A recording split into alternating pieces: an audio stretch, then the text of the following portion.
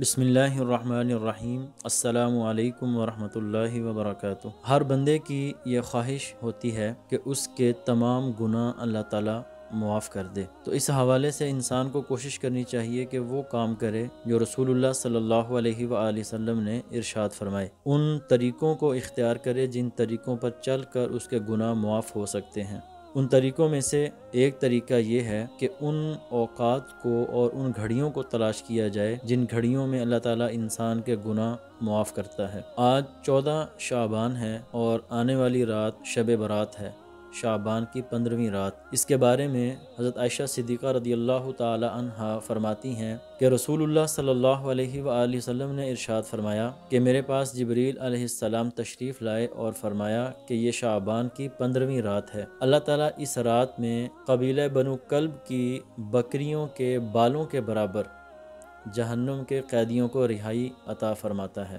آج کی رات خاص رحمت کی رات ہے، آج کی رات فضل کی رات ہے، اللہ رب العالمین کے کرم کو اپنے دامن میں سمیٹنے کی رات ہے۔ آج کی رات رسول پاک صلی اللہ علیہ وآلہ وسلم کا ارشاد گرامی ہے کہ بے شمار لوگوں کو اللہ تعالیٰ جہنم سے آزادی عطا فرماتا ہے، لیکن کچھ لوگ ایسے بھی ہیں کہ ان کو جہنم سے آزادی آج کی رات بھی نہیں ملتی۔ ان میں سے پہلا شخص وہ ہے جو شرک کے اندر مبتلا ہوتا ہے، اللہ تعالیٰ کی ذات کے ساتھ کسی کو شریک ٹھہراتا ہے۔ دوسرا شخص وہ ہے جس کے دل کے اندر اپنے مسلمان بھائی کے لیے کینہ ہوتا ہے، اور تیسرا شخص وہ ہے جو اپنے رشتہ داروں کے ساتھ ناراض ہوتا ہے۔ آج کی رات اپنے رشتہ داروں کے ساتھ قطع تعلقی کرنے والے انسان کو اللہ تعالیٰ جہنم سے آزادی عطا نہیں فرماتا۔ اور چوتھا شخص وہ ہے جو تکبر کے ساتھ اپنے کپڑوں کو لٹکا کر چلتا ہے۔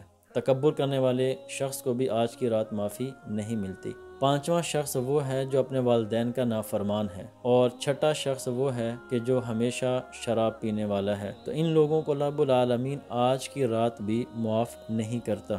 گناہوں کو معاف کرنے کے حوالے سے ایک حدیث آپ کو سناتا ہوں، لیکن اس سے پہلے یہ بات آپ سماعت فرمائیں کہ 3 جگہوں پر انسان کے گناہوں کا ریکارڈ محفوظ ہو رہا ہوتا ہے۔ سورہ یاسین کے اندر اللہ تعالیٰ نے فرمایا الیوم نختم علی افواہہم وتکلمون ایدیہم وتشہد ارجلہم بما کانوا یکسبون، یعنی اس دن ہم مہر لگا دیں گے ان کے منہوں پر اور بولیں گے ہم سے ان کے ہاتھ، اور گواہی دیں گے ان کے پاؤں اس پر جو وہ کمایا کرتے تھے۔ یعنی انسان کی اپنی جو باڈی ہے، انسان کا جو بدن ہے، وہ انسان کے اعمال کو محفوظ کر رہا ہے، اچھے اعمال کو بھی محفوظ کر رہا ہے اور گناہوں کو بھی محفوظ کر رہا ہے۔ ایک انسان کی باڈی ہے جہاں پر انسان کے گناہوں کا ریکارڈ محفوظ ہو رہا ہے۔ دوسرے نمبر پر یہ زمین ہے جہاں پر ہم رہتے ہیں، انسان بستا ہے۔ قرآن پاک نے فرمایا اذا زلزلت الارض زلزالها، جب زمین ہلا کر رکھ دی جائے گی، وَأَخْرَجَتِ الْأَرْضُ أَثْقَالَهَا، اور زمین اپنے بوجھوں کو باہر نکال پھینکے گی، وَقَالَ الْإِنسَانُ مَا لَهَا، اس حال میں انسان کہے گا اسے کیا ہو گیا،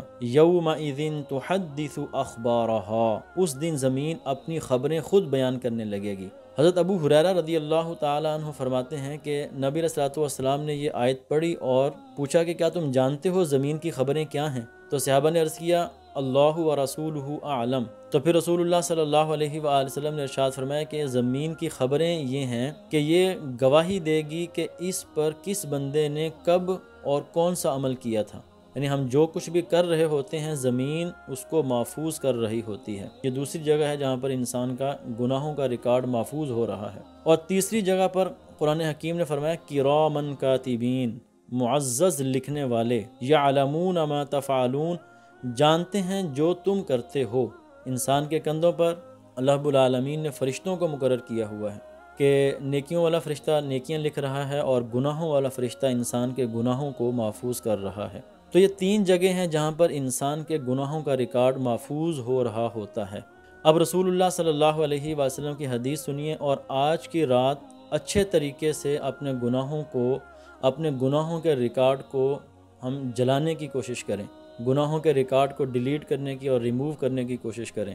وہ حدیث کیا ہے؟ حضرت انس رضی اللہ تعالیٰ عنہ سے روایت ہے کہ نبی علیہ الصلوۃ والسلام نے ارشاد فرمایا کہ جب بندہ اپنے گناہوں سے توبہ کرتا ہے تو اس توبہ کرنے کا فائدہ اس کو یہ ہوتا ہے کہ اللہ تعالیٰ لکھنے والے فرشتوں کو اس کے گناہ بھلا دیتا ہے، اسی طرح اس کے اعضاء کو بھی بھلا دیتا ہے، اور اس کے زمین پر نشان بھی مٹا دیتا ہے، یہاں تک کہ قیامت کے دن جب وہ اللہ سے ملے گا تو اللہ کی طرف سے اس کے اوپر کوئی گناہ نہیں ہوگا یا اس کے گناہوں پر کوئی گواہ نہیں ہوگا۔ یعنی 3 جگہ میں نے بتائیں کہ 3 جگہوں پر انسان کے گناہوں کا ریکارڈ محفوظ ہو رہا ہے، انسان کے فرشتے، انسان کی باڈی، انسان کا بدن اور وہ جگہ جہاں پر انسان رہتا ہے۔ لیکن توبہ کرنے کی وجہ سے ان تینوں جگہوں پر انسان کا ریکارڈ ختم کر دیا جاتا ہے، ریموو کر دیا جاتا ہے۔ تو آج کی رات ہمیں ضائع نہیں کرنی چاہیے، وقت ضائع نہیں کرنا چاہیے، فضول کاموں میں نہیں کرنا چاہیے۔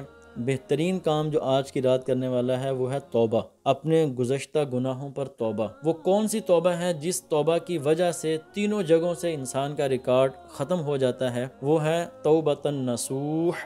توبۃ النصوح کا مطلب یہ ہے، یعنی ہم توبہ اس کو سمجھتے ہیں کہ صرف استغفر اللہ استغفر اللہ استغفر اللہ پڑھ لیا جائے تو بس بات ختم، نہیں۔ توبہ یہ ہے کہ انسان سے جو گناہ ہوا اس پر اس کو شرمندگی ہو، ایک بات، اس سے نے جو گناہ کیا شرمندہ ہونے کے بعد اس گناہ کی اللہ تعالیٰ سے معافی مانگے، 2 باتیں، اور تیسری بات یہ ہے کہ وہ آئندہ اس گناہ کو نہ کرنے کا پکا ارادہ کرے، اور چوتھی بات یہ ہے کہ اگر وہ گناہ ایسا ہے کہ جس میں کسی کا حق مارا جا رہا ہے یا اللہ تعالیٰ کے حقوق میں سے کوئی حق تلفی ہو رہی ہے تو وہ حق تلفی بھی پوری کی جائے۔ مثلا کسی بندے کی نماز رہتی ہے تو توبہ یہ ہوگی کہ انسان اس نماز رہنے پر شرمندہ ہو، آئندہ نماز چھوڑنے کے ارادہ بالکل ترک کر دے، 2 باتیں، اور اللہ رب العالمین سے جو اس نے نماز چھوڑی ہے معافی مانگے، اور چوتھی بات یہ ہے کہ وہ جو نماز چھوڑی ہے وہ قضا بھی کرے۔ اسی طرح اگر کسی بندے کا حق مارا گیا ہے، کسی سے پیسے لیے ہیں اور واپس نہیں کیے،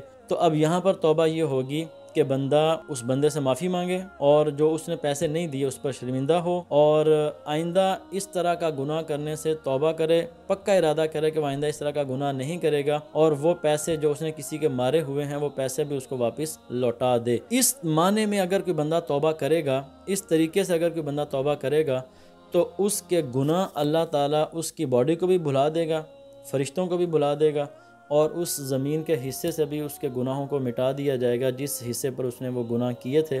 اللہ تعالیٰ آج کی رات کی برکات ہم سب کو نصیب فرمائے۔ السلام علیکم ورحمۃ اللہ وبرکاتہ۔